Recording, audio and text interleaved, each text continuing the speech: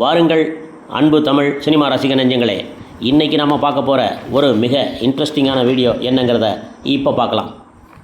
அந்த சீனில் அப்பாஸ் இல்லாமல் வேறு யாராவது நடிச்சிருந்தா, மனம் திறக்கும் மாளவிகா, அப்படி மாளவிகா என்ன சொல்ல வர்றாங்க, பழைய கதையை தூசி தட்டி எடுத்திருக்காங்கப்பா.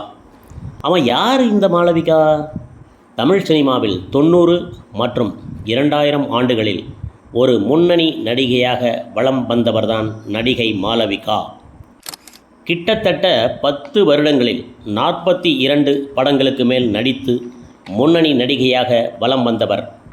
உன்னை தேடி என்ற படத்தின் மூலமாக தமிழ் சினிமாவில் முதலில் அறிமுகமானவர் நடிகை மாளவிகா.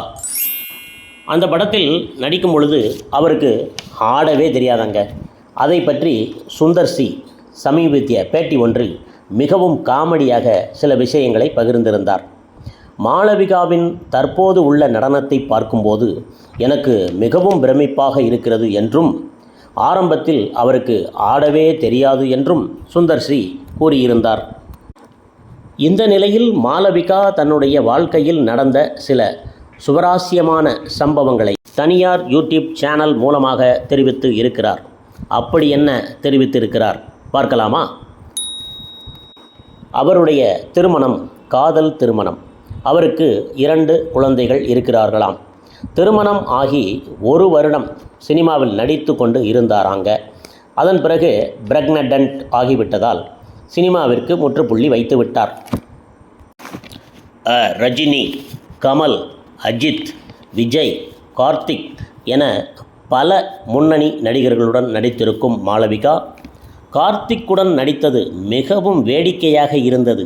அது மட்டுமல்லாமல் மிகவும் ரசித்து நடித்தேன் என அவர் நடித்த லவ்லி படத்தை பற்றி கூறியுள்ளார். மாளவிகா ரசிகர்களே, இப்போ தான் முக்கியமான சீனுக்குள்ளே வர்றோம். திருட்டு பயலே என்ற படத்தில் ஒரு முக்கியமான சீனில் மாளவிகா நடித்திருப்பார். அந்த படத்தில் ஒரு கில்மா சீன் ஒன்று இடம்பெற்று இருக்கும்.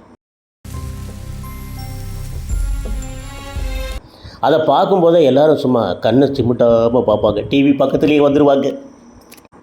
மாளவிகா அந்த சீனை பற்றி அவர் என்ன சொல்லியிருக்கிறார் அப்படின்னா, அப்பாஸ் இருந்ததால் மட்டுமே எனக்கு கம்ஃபர்ட்டாக இருந்தது. இதை அந்த கேரக்டரில் வேற ஒருவர் நடிச்சிருந்தா இந்த அளவிற்கு நான் கம்ஃபர்ட்டாக உணர்ந்திருப்பேனா என்பதை சொல்ல முடியாது என சமீபத்திய பேட்டியில் கூறியிருந்தார்.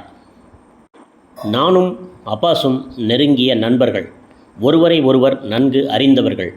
அதனாலேயே எனக்கு அந்த சீனில் நடிக்கும்போது பெரிய அளவில் பாதிப்பு ஏற்படுத்தலைங்க.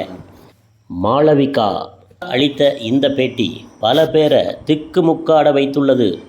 என்ன ரசிகர்களே, மாளவிகா அளித்த பேட்டி எப்படி இருந்தது? இன்னும் பல சுவாரஸ்யமான கருத்துக்களை நம்ம வீடியோவில் கமெண்ட் பாக்ஸில் சொல்லுங்கள். நாளைக்கு மிக ஒரு இன்ட்ரெஸ்டான வீடியோவில் உங்களை சந்திக்கிறோம்.